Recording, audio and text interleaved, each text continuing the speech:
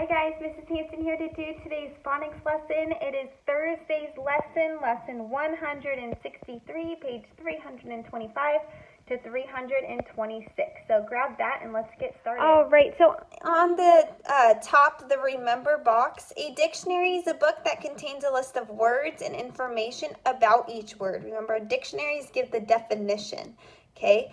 A glossary is usually found in the back section of a book and gives extra information about words in the book. In both a dictionary and a glossary, the entries are in ABC order. All right, so the first one, read the sentence. Color the bubble next to the word that tells you where you should look. So if you want to know what the word insist means, if I want to know what this word means, the definition of insist, would I look in a dictionary or a glossary?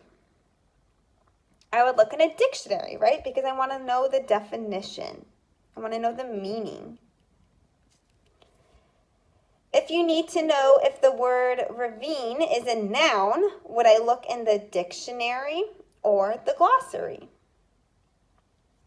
The dictionary, right? Because the dictionary, remember, in the italicized writing, it tells you the part of speech. The third one, you want to learn more about buffalo. So this is not asking for a definition of what a buffalo is. I want to learn about a buffalo. So would I look in the dictionary or the glossary? I would look in the glossary for that one.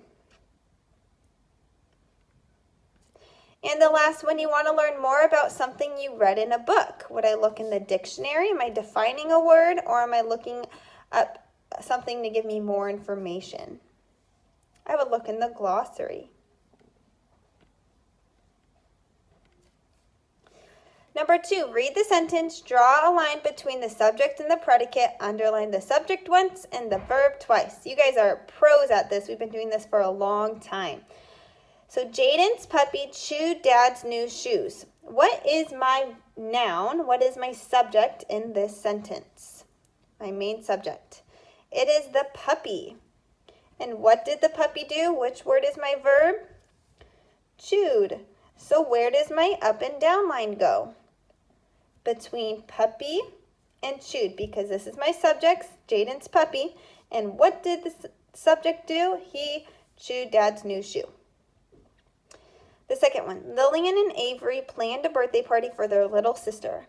So this one I have two subjects. What are they? Lillian and Avery. And what did they do? What's my verb? They planned. So where does my up and down line go? It separates my subject and my predicate. So here's my subject, Lillian and Avery. Draw my up and down line. And what did they do? They planned. All right, the third one. Amelia dusted her bedroom carefully. What is my subject in the sentence? Amelia. And what did she do? What's my verb? She dusted. So my up and down line goes between Amelia and dusted. Separates my subject from my predicate. And the last one, Logan's grandma and grandpa took Logan camping. What is my subject? There's actually two here. Grandma and grandpa. And what did they do? They took. So my up and down line goes between grandpa and took. Okay, dictation. You are going to write the word that is the verb. So I'm going to give you a sentence, and you are going to write the word that is the verb. Remember, verb shows action. Okay? So the sentence is, Jenny knew her Bible verse. Which word in there is my verb? Jenny knew her Bible verse. So my verb is knew.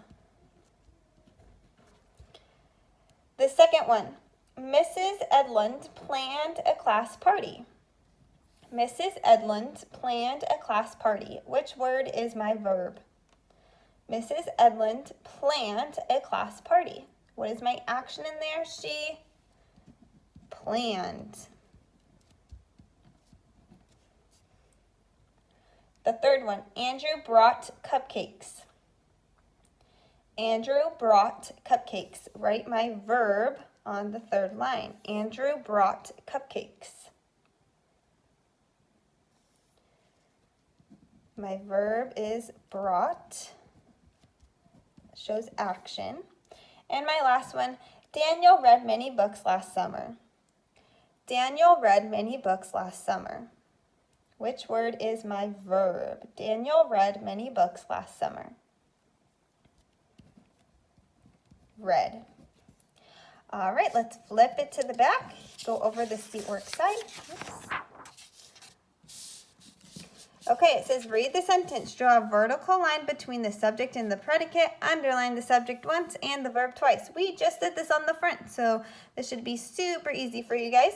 Number 2, color the circle next to yes if the group of words makes a complete sentence. Color the circle next to no if the words are not a complete sentence.